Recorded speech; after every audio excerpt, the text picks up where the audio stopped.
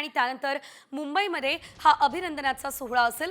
राष्ट्रवादीच्या सत्कार सोहळ्यासाठी देवगिरीवरती तयारीची लगबग बघायला मिळते आहे। गुलाबी रंगाचा मंडप, गुलाबी फुलांचे गुच्छ आणि कार्यकर्त्यांची गर्दी या ठिकाणी बघायला मिळणार आहे।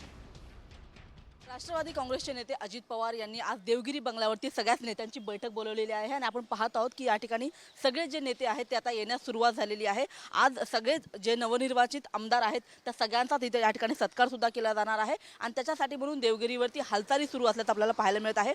आपण या ठिकाणी बघितलं तर या ठिकाणी फुलांचे जे गुच्छ आहेत ते खरं तर आणण्यात आलेले आहेत आणि सगळी तयारी खरं तर सुरू झाल्याचं आपल्याला कळतं आहे।